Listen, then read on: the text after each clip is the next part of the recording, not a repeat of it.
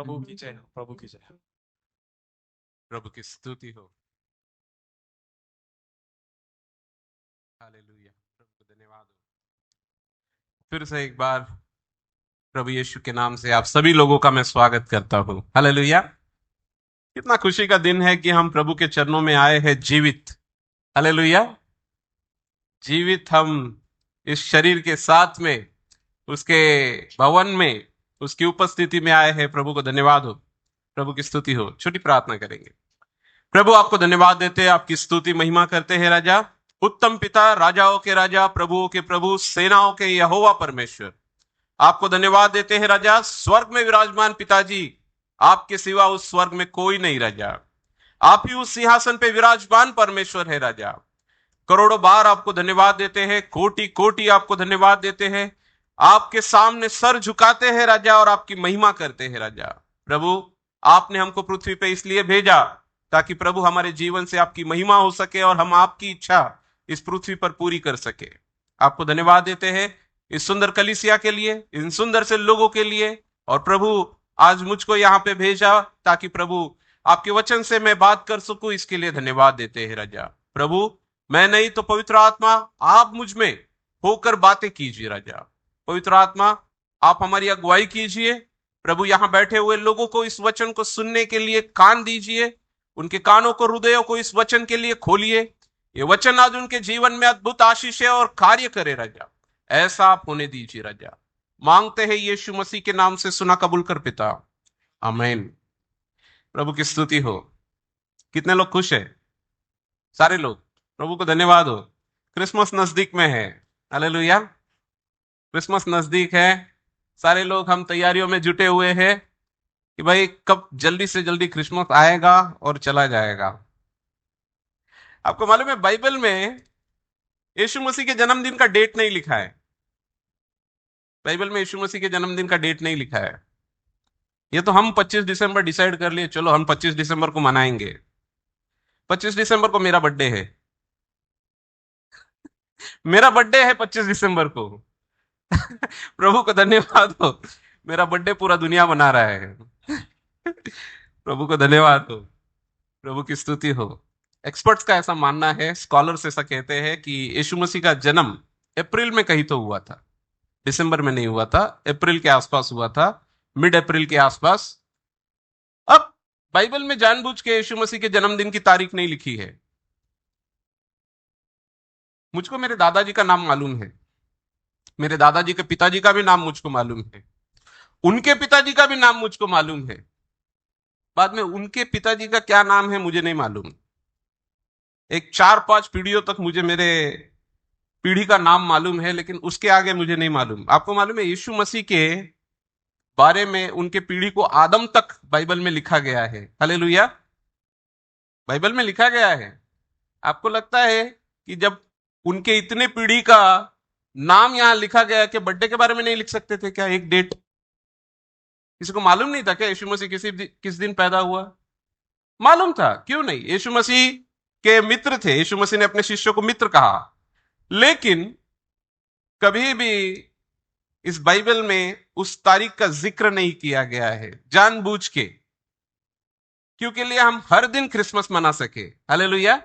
यीशु मसीह एक दिन नहीं, हर दिन 365 दिन हमारे दिलों में पैदा होना चाहिए। हालेलुया।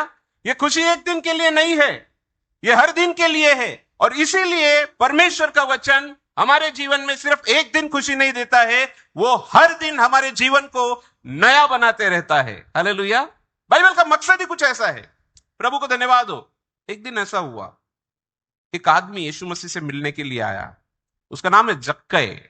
और इस जक्कई के बारे में हमने जो बाइबल में पढ़ा, वहां लिखा हुआ है। कैसा आदमी था ये? नाटा आदमी था, छोटा सा आदमी था, हम सबको मालूम है। और वो आदमी यीशु मसीह को देखना चाहता है। इसके पास में कोई प्रॉब्लम नहीं है, कोई प्रॉब्लम नहीं है, कोई बीमारी नहीं है। यीशु मसीह के पास ज्यादातर जो लोग आते हैं ना, वो अपनी प्रॉब्लम्स को लेके आते हैं। उनके पास में कोई ना कोई प्रॉब्लम्स होती है, कोई घर में प्रॉब्लम होती है, कोई शरीर में प्रॉब्लम होती है, कोई कोई अलग अलग उनकी प्रॉब्लम्स लेके यीशु मसीह के पास में आते हैं और वो यीशु मसीह को जानते हैं। इस आदमी को कोई प्रॉब्लम नहीं है। इस आदमी को कोई प्रॉब्लम नहीं, ये सिर्फ यीशु मसीह को देखना चाहता है। यीशु मसीह दिखता कैसे, देखे तो जी, जाके देखे तो सही। मैंने सुना है अंधों को आंखें देता है, लंगड़ों को चलाता है, मुर्दों को जिलाता है। चलो जाके देखेंगे। अगर अमिताभ बच्चन यहां आ जाए, बेवजह हम जाके उसको देख के आएंगे, है क्या नहीं? उस जमाने का अमिताभ बच्चन यीशु मसीह है। हालेलुया। शायद अमिताभ बच्चन से भी बहुत बड़ा व्यक्ति। हालेलुया। पृथ्वी पे ऐसा कोई नहीं हुआ। जक्कई उसको देखना चाहता है। हालेलुया। अपनी आंखों से देखना चाहता है। हालेलुया। और जक्कई देखने के लिए चला गया, अपना काम धंधा बंद करके। उस दिन उसका काम धंधा बंद कर दिया, यीशु मसीह आने वाले हैं, चलो जाके देख के आएंगे। गांव के बाहर गया, यरीहो नगर में रहता है ये। और ये गया और उस रास्ते पे खड़ा रहा जहां से यीशु मसीह आने वाले हैं। अब यीशु मसीह दूरी पे है, ये देखता है बहुत भारी भीड़ यीशु मसीह के आजू बाजू इकट्ठा है, बहुत लोग हैं। अब बहुत लोग होने की वजह से अब ये समझ जाता है कि यीशु मसीह को मुझको देखना तो मुश्किल बात है, इतने भीड़ लगी हुई है, कैसे यीशु मसीह को देखेंगे? शायद नामुमकिन जैसी बात है। चलो हम एक काम करेंगे। उसने आइडिया लगाई और वो पेड़ के ऊपर चढ़ गया। कौन सा पेड़ है? गुल्लर का पेड़ है। गुल्लर का पेड़ शायद आप लोगों ने देखा होगा। देखा है आपने? गुल्लर के पेड़ पे चढ़ना थोड़ा मुश्किल होता है, थोड़ा चिकना होता है वो पेड़, और उसके ऊपर चढ़ना मुश्किल होता है। और गुल्लर के पेड़ के ऊपर हमेशा आपको चींटियां मिलेगी, हमेशा चींटियां होती है। यह आदमी ने अब यीशु मसीह को देखना है, किसी भी हालत में कुछ भी हो जाए मैं चढ़ जाऊंगा इस झाड़ के ऊपर। वो झाड़ के ऊपर चढ़ गया, चींटियां काट रही है, फिर भी चुपचाप बैठा हुआ है। आज देख के ही जाएंगे। हालेलुया। कमाल बात है, ये देखने को आया यीशु मसीह को, यीशु मसीह देखने के लिए, इसको देखने के लिए यरीहो आ रहे हैं। हालेलुया। इस पेड़ के नीचे यीशु मसीह रुकते हैं, वो ऊपर देखते हैं जक्कई की हालत क्या हो रही है। उसको कहते हैं, जक्कई झट नीचे उतर आ, आज मैं तेरे घर पे आने वाला हूं। हालेलुया। जक्कई के हाथ पैर ठंडे हो जाते हैं। क्या मैं इतना फेमस हो गया? मेरे बारे में यीशु मसीह को भी मालूम है, मैं यीशु मसीह को देखने आया था, यीशु मसीह मुझको बुला रहा है। अब ये ऊपर से नीचे फटाफट उतर आता है। ये कहता है, हाँ प्रभु बोलिए क्या? ये कहता, मैं तेरे घर पे आने वाला हूं। जक्कई कहता है, महाराज क्या बड़ी बात है। बोले, आओ आओ जल्दी, तुरंत। तुरंत अपने सेवकों को भेज देता है, कहता है जाओ खाना रेडी करो, जाओ जल्दी फटाफट, प्रभु आ रहे हैं हमारे घर पे। अब ऐसा हुआ कि सारी चीजें रेडी कर दी। यीशु मसीह जक्कई के घर पे बैठे हुए हैं। यीशु मसीह परमेश्वर के राज्य के बारे में जक्कई के घर पे बता रहे हैं। अचानक ऐसा होता है, कुछ लोग वहां अलग अलग बातें कर रहे हैं। अलग अलग बातों में वो लोग बोल रहे हैं, क्या यीशु मसीह ये पापी लोगों के घर पे जा रहा है? ये यीशु मसीह को मालूम नहीं है कि ये आदमी चुंगी लेने वाला आदमी है? ये आदमी 2 के जगह पे 4 रुपया वसूल करता है। ये आदमी रोमी सरकार के लिए काम करता है। हम यहूदी लोग इससे नफरत करते हैं, और जिससे हम नफरत करते हैं उसी आदमी के घर पे यीशु मसीह गया है। एक पापी आदमी के घर पे यीशु मसीह गया है। यीशु मसीह कुछ जवाब नहीं देते। यीशु मसीह सुनते हैं और छोड़ देते हैं। हम लोग क्या करते हैं? सुनते हैं, बहुत सोचते हैं, फिर जाके लड़ाई करके आते हैं। यीशु मसीह ऐसा नहीं करते, सुनते जाने दो, कोई बात नहीं, बोलने दो, क्या करेगा बोल बोल के। ये बात जक्कई ने सुन ली, और जक्कई को मालूम पड़ा कि मुझको यीशु मसीह की जरूरत है। हालेलुया। मुझको यीशु मसीह की जरूरत है। और ये यीशु मसीह के पास में आता है और कहता है, मैंने जो संपत्ति कमाई है, बहुत पैसे वाला है ये, इसका आधा हिस्सा मैं गरीबों में बांट देता हूं। हालेलुया। क्या करता है वो? आधा हिस्सा। अगर इसके पास में 5 करोड़ की संपत्ति है तो 2.5 करोड़ रुपया वो गरीबों में बांट देगा। कल नहीं, तुरंत। हालेलुया। हम लोग भी बहुत सारे वादे करते हैं कल के लिए, जो कभी पूरे नहीं होते। इसने तुरंत बोल दिया, अभी इसी वक्त मैं अपनी आधी संपत्ति गरीबों में बांट देता हूं, और अगर किसी का गलती से या जानबूझ के मैंने 1 रुपया भी लिया होगा तो उसका 100 गुना वापस दे देता हूं। हालेलुया। 1 रुपया का 4 रुपया वापस देता हूं। इसका मतलब जक्कई के पास शायद उसके कपड़ों के सिवा उस दिन ज्यादा कुछ नहीं बचा होगा, क्योंकि ले हराम की कमाई से ही उसने अपना घर भरा था, और वो घर बनाते बनाते आज इतना अमीर हो गया था। लेकिन उस दिन उसको पता चला कि मैं पापी हूं। हालेलुया। उस दिन उसको पता चला मैं पापी हूं और यीशु मसीह मेरे घर पे आए, यही मेरा अवसर है कि मैं इस पाप को छोड़ दूं। हालेलुया। और उसने उस पाप को छोड़ दिया। यीशु मसीह ने तुरंत कहा, आज इस घर में क्या आया है? उद्धार आया है। हालेलुया। आज इस घर में क्रिसमस पैदा हुआ है। हालेलुया। आज इस घर में यीशु मसीह आया है। आज जक्के के लिए उद्धार का दिन है, उसके परिवार के लिए क्रिसमस का सीजन है। हालेलुया। फिर वो लोगों से कहते हैं, मनुष्य का पुत्र खोए हुओं को ढूंढने के लिए और उनको बचाने के लिए, उनका उद्धार करने के लिए आया हुआ है। हालेलुया। लूका रचित सुसमाचार 19वां अध्याय और 10वें वचन में यीशु मसीह ने लोगों से बातें की और कहा, मैं इसलिए आया हूं ताकि तुम पापों से मुक्ति पाओ। हालेलुया। प्रभु को धन्यवाद हो। हम मसीह लोग बड़ा अच्छा जीवन जीते हैं। हालेलुया। बड़ा अच्छा जीवन जीते हैं। मैं जब मसीह लोगों को देखता हूं मुझे बड़ी खुशी होती है, क्योंकि परमेश्वर उनके साथ में होता है। हालेलुया। परमेश्वर उनके साथ में होता है। वो परमेश्वर के साथ में है या नहीं, ये अलग बात है। ये आपको और मुझको चेक करना पड़ेगा घर पे जाके कि हम परमेश्वर के साथ में है या नहीं। परमेश्वर तो हमारे साथ में हमेशा होता है और यह बड़ी अद्भुत बात होती है। प्रभु को धन्यवाद हो। ये पाप होता है ना, पाप बड़ा खतरनाक होता है, इतना खतरनाक होता है। हम कितने भी साइंस और टेक्नोलॉजी में बढ़ते जाए, हमारे पास में सब कुछ होने के बावजूद अगर हम पापी जीवन जिएंगे तो जीवन जीने का मजा खराब हो जाएगा और जीवन घटिया से घटिया होते जाएगा। बहुत खतरनाक होता है ये पाप। मैं आज आपको पाप के कुछ चार परिणाम बताऊंगा कि पाप करने पे होता क्या है। कई बार हम पाप करते सोचते नहीं है, आसानी से कर देते पाप, और फिर हम बाद में सोचते हैं अरे ऐसा नहीं करना चाहिए था, फिर हम माफी मांगते हैं और फिर जाके वही पाप करके आते हैं। लेकिन आपको मालूम है पाप बहुत खतरनाक होता है, इसके परिणाम बहुत खतरनाक होते हैं, और उनको अगर हम समझना शुरुआत हो गए तो यीशु मसीह के जन्मदिन के उत्सव को भी हम ठीक से समझ पाएंगे। हालेलुया। पाप का पहला परिणाम होता है, पाप आपकी सोचने की कैपेसिटी को खराब कर देता है। आपकी सोचने की कैपेसिटी। जो लोग पाप करते हैं ना, उनका दिमाग काम नहीं करता है। उनका दिमाग काम नहीं करता है। जो लोग पाप में फंसे होते हैं वो लोग डिसीजन नहीं ले पाते हैं, और वो लोग क्या करते हैं मालूम है, हमेशा उनके पास में प्रॉब्लम ही प्रॉब्लम होगी। वो लोग डिसीजन ही नहीं ले पाएंगे, कहां जाना है, क्या करना है, कुछ समझ में नहीं आएगा। क्योंकि ये पाप डायरेक्टली आपके थिंकिंग कैपेसिटी को खराब कर देता है।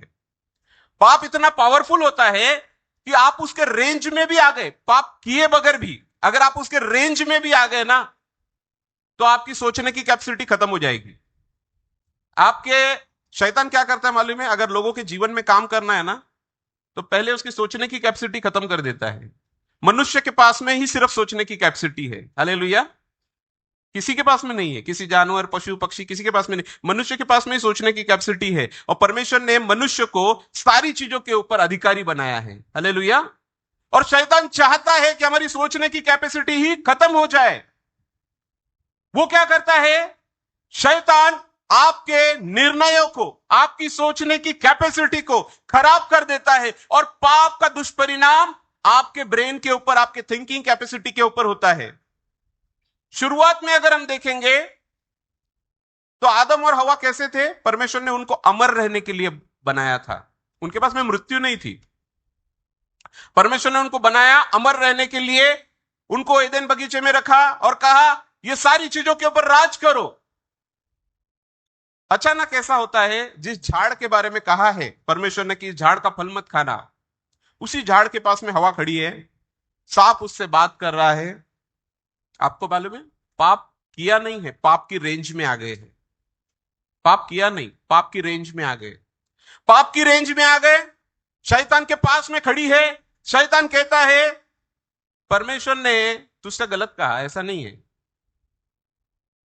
ये फल क्यों नहीं खाने का है, तो बोलती खाएंगे तो मर जाएंगे। वो कहता नहीं नहीं नहीं, ऐसा नहीं है, खाएंगे तो मरेंगे नहीं, खाएंगे तो तुम परमेश्वर जैसे हो जाओगे।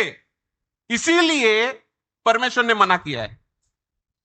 पाप किया नहीं है, पाप की रेंज में आ गए हैं, शैतान के नजदीक खड़ी है, परमेश्वर की बातों को सुनने की जगह पे शैतान की बातों को सुन रही है। सीधा अफेक्ट उसके डिसीजन पे हुआ है, सीधा अफेक्ट। उसका तुरंत डिसीजन बदल गया। उसने उस फल को देखा, बाइबल में लिखा है उसने जब फल को देखा तो उसको खाने में इष्ट और मनोहर लगा। हालेलुया। उसे अच्छा लगा वो फल। आज तक उस फल को देख के वो निकल जाते थे, क्योंकि वो लोग परमेश्वर की बातों को सुन रहे थे। आज जब शैतान की रेंज में आ गए, पाप की रेंज में आ गए, तो तुरंत इसका डिसीजन बदल गया, इसका मन बदल गया। और यह क्या करती है? जाती है और वो फल खाती है। कितना खतरनाक होता है मालूम है आपको?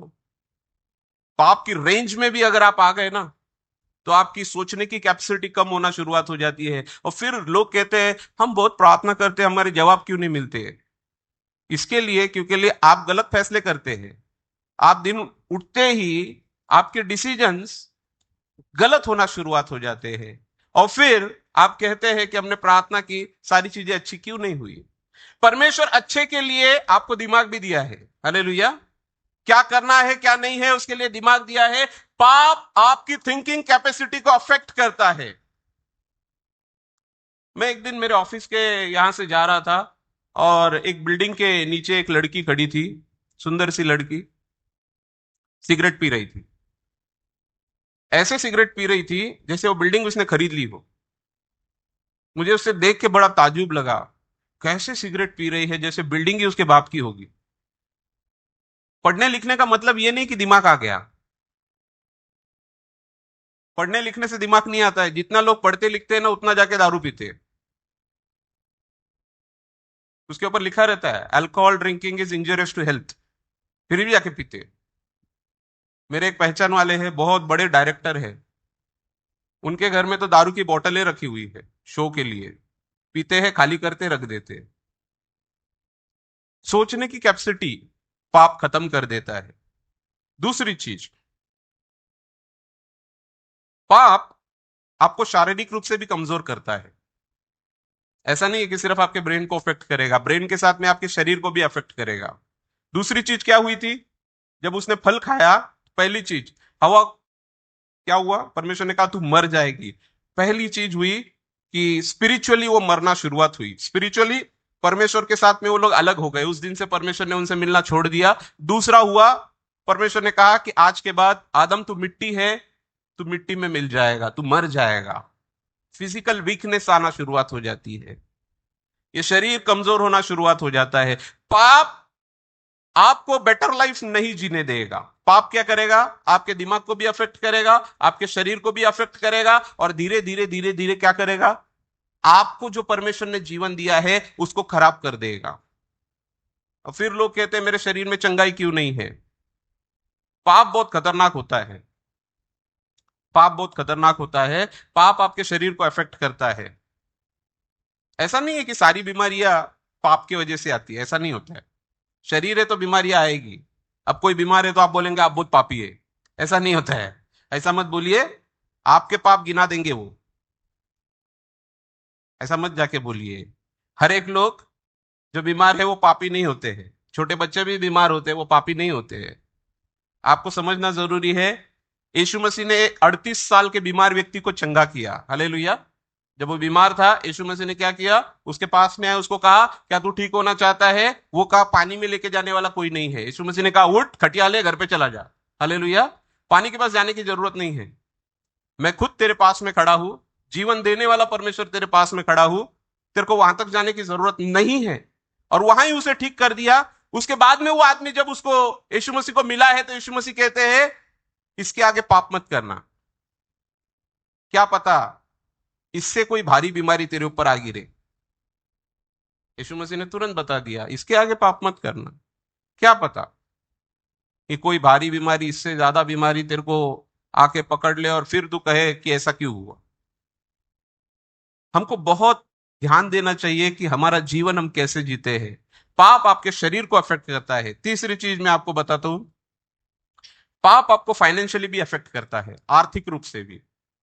अब ऐसा नहीं है कि सिर्फ दिमाग को अफेक्ट करेगा, शरीर को अफेक्ट करेगा। कुछ कुछ लोग तो चाहते हैं कि जाने दो, कोई बात नहीं, चलने दो, पैसा मिल रहा है ना। आपको मालूम है स्टॉक मार्केट का किंग जिसको कहा जाता है इंडिया में, राकेश झुनझुनवाला, मर गया वो कुछ दिन पहले, शायद एक 1.5 साल पहले मर गया वो।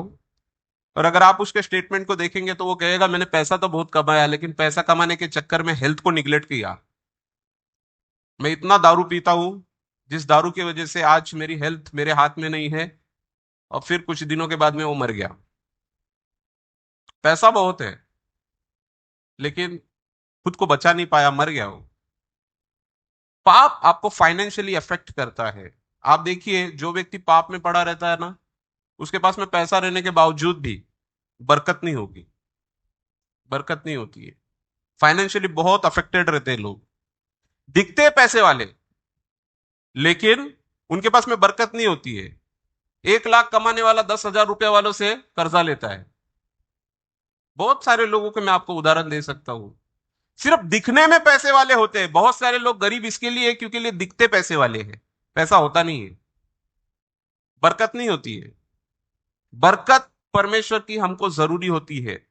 पाप क्या करता है? पाप आपको फाइनेंशियली भी अफेक्ट करता है और फाइनेंशियली वो आपको गरीब बना देता है, बहुत गरीब बना देता है। आप बाइबल में किसी भी व्यक्ति को देखिए जो परमेश्वर के पीछे चला और पाप से अलग जीवन जिया, पाप को छोड़ दिया। आप देखिए, अब्राहम बहुत बड़ा राजा होके गया। हालेलुया। अब्राहम कोई मामूली इंसान नहीं था। आप बाइबल में जाके पढ़िए, वो राजाओं को हराने वाला आदमी था। हालेलुया। दाऊद को जाके पढ़िए, भले वो पापमय जीवन जिया लेकिन उसने पश्चाताप किया और वो परमेश्वर के रास्तों पे लौटा। आप देखिए, दाऊद जैसा राजा इतिहास में नहीं हुआ है। हालेलुया। सोलोमन राजा को देखिए, परमेश्वर ने इतनी सारी आशीषें दी, पाप में फंस गया, मूर्ति पूजा में फंस गया, और फिर परमेश्वर ने कहा ये सारी चीजें मैं तुझसे छीन लूंगा। सब कुछ छीन गया, कुछ भी नहीं बचा। दुनिया का सबसे पैसे वाला राजा, खत्म हो गया सब कुछ। पाप आपको फाइनेंशियली अफेक्ट करेगा। चौथी चीज मैं आपको बताना चाहता हूं, बहुत गंभीर है। पाप आपके रिलेशंस को भी अफेक्ट करेगा, आपके रिश्तों को भी अफेक्ट करता है। ऐसा नहीं कि मैंने पाप किया तो सिर्फ मुझे ही अफेक्ट होगा, नहीं। ये एपिडेमिक की तरह होता है, स्प्रेड होता है। ये पाप क्या करता है? ये हमको भी अफेक्ट करता है और हमारे साथ में हमारे साथ में जो रहने वाले लोग हैं उनको भी अफेक्ट करता है। रिलेशन भी अफेक्ट हो जाते हैं उससे। हवा ने पाप किया, वो पाप आदम को भी अफेक्ट किया, आदम को भी अफेक्ट हुआ, उसके बाद में उनके बच्चों के ऊपर भी उसका अफेक्ट गिरा। पहला मर्डर उनके ही बड़े बेटे ने उनके छोटे बेटे का कर दिया। पाप कितना भयानक होता है मालूम है आपको? पाप इतना खतरनाक होता है, वो आपके रिलेशंस खराब कर देता है। इसीलिए बाइबल में लिखा है, जो व्यक्ति परमेश्वर का भय मान के चलता है वो और उसका घराना आशीषित होता है। हालेलुया। क्योंकि वो लोग जब पाप के बंधन से बाहर आते हैं तो आशीष मिलना शुरुआत हो जाती है, ना सिर्फ उस आदमी को, उसके घराने को। और इसीलिए जब यीशु मसीह जक्कई के घर पे था, जक्कई ने पाप छोड़ दिया, यीशु मसीह ने कहा आज इस घर में उद्धार आया है। हालेलुया। सिर्फ एक आदमी नहीं, इस घर में उद्धार आया है। जब आप पाप करना छोड़ देते हैं तो आप नहीं, आपका घराना भी परमेश्वर के पास में आना शुरुआत हो जाता है। हालेलुया। कई सारे लोग आकर मुझको कहते हैं हमारे घर में मैं अकेला विश्वास करता हूं या विश्वास करती हूं, हमारे घर के लोग विश्वास नहीं करते हैं। क्यों मालूम है? क्योंकि लिए आपके जीवन से यीशु मसीह उनको दिखाई नहीं दे रहा है। वो कहते हैं कि ये भी हमारे तरह ही है, हम जो करते हैं ये भी वही करता है, हम झूठ बोलते हैं ये भी झूठ बोलता है, हम शराब पीते हैं ये भी शराब पीता है, हम जैसा जीवन जीते हैं ये भी वैसा जीवन जीता है। तो हम यीशु मसीह के पास में क्यों आए? पाप आपके रिलेशन को खराब करता है, लेकिन जब आप परमेश्वर के पास में आते हैं जीवन बदल जाता है। हालेलुया। जैसे पाप ने आपकी थिंकिंग कैपेसिटी को खराब कर दिया, वैसे उद्धार परमेश्वर की आशीषें आपके थिंकिंग कैपेसिटी को वापस पावरफुल करती है। हालेलुया। आपके शरीरों में चंगाई देती है, आपको फाइनेंशियली वेल्दी करती है। हालेलुया। मसीह लोग लेने वाले नहीं होते, देने वाले होते हैं। हालेलुया। मैंने कभी मसीह भिखारी नहीं देखा, मैंने कभी मसीह भिखारी नहीं देखा। मसीह गरीब होते हैं, मसीह भिखारी नहीं होते। हालेलुया। मसीह गरीब होते हैं। यीशु मसीह भी गरीब था, उसने 5,000 लोगों को खाना खिलाया। हालेलुया। देते हैं, यह मसीह की पावर होती है। मसीह फाइनेंशियली बरकतों से भरे हुए होते हैं। हालेलुया। यह कैपेसिटी होती है मसीह की। और मसीह लोग रिलेशंस बनाते हैं। हालेलुया। शत्रुओं को माफ करना हमको सिखाया। हालेलुया। मसीह लोगों के लिए शत्रु भी उनकी तारीफ करते हैं। हालेलुया। शत्रु भी उनकी तारीफ करते हैं। ये ऐसा आदमी नहीं देखा हमने। ये आदमी बहुत जबरदस्त है, भले हमारा दुश्मन है लेकिन आदमी जबरदस्त है। हालेलुया। ऐसा कैसे है? तभी तो हम उनको यीशु मसीह के बारे में बता पाएंगे। हालेलुया। ये क्रिसमस हमारे लिए एक अवसर है। हालेलुया। मैं कई बार से देख रहा हूं हमारे ब्रदर कॉर्नेटी यहां आके बता रहे आप लोगों को लेके आइए, लोगों को लेके आइए, लोगों को लेके आइए, लोगों को लेके आइए, अड़ोस पड़ोस के लोगों को लेके आइए। क्यों मालूम है? यहां सिर्फ नाश्ता करने के लिए, एक दिन खुशी मनाने के लिए नहीं। वो मसीह आपके विचारों को, आपके शरीरों को, आपके फाइनेंसेस को, आपके रिश्तों को बदलने के लिए। हालेलुया। क्रिसमस एक दिन का त्योहार है लेकिन ये जिंदगी बदल देता है। हालेलुया। ये लोगों के जीवन बदल देता है, परिवार बदल देता है, रिश्ते बदल देता है, सोचने की कैपेसिटी बदल देता है। और आज वो मौका है हमको कि हम वो मसीह आज घर पे जाके दूसरों को बताएं। हालेलुया।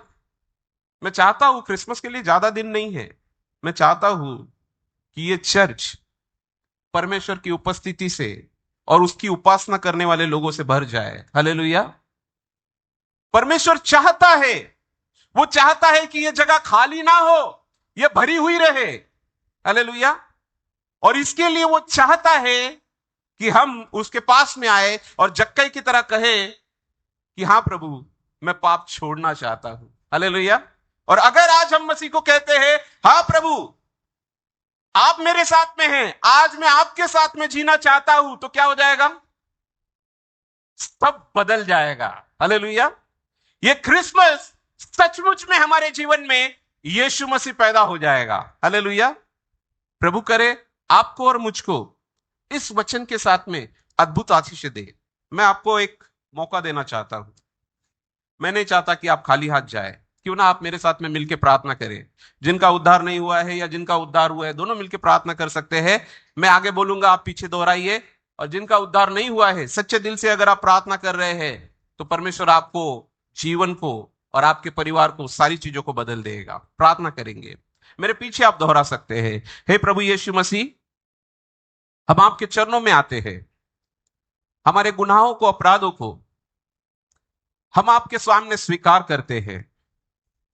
हम जानते हैं कि आप ही प्रभुओं के प्रभु और हमारे परमेश्वर है, जो उस क्रूस पे गए, हमारे लिए लहू बहाया ताकि हम जीवन पा सके। फिर से एक बार हम आपके चरणों में आते हैं, अपने जीवन को आपके हाथों में सौंपते हैं और आपको आमंत्रित करते हैं कि हमारे जीवन में आके हमारे जीवन के प्रभु आप हो जाए। आज हमें उद्धार से भर दीजिए, पापी जीवन से हमें मुक्ति दीजिए और हम आपके कहलाए और आप हमारे पिता हो जाए और इसके आगे हमारा जीवन आपका कहलाए, ऐसा आप होने दीजिए। मांगते हैं यीशु मसीह के नाम से, आमीन। प्रभु को धन्यवाद।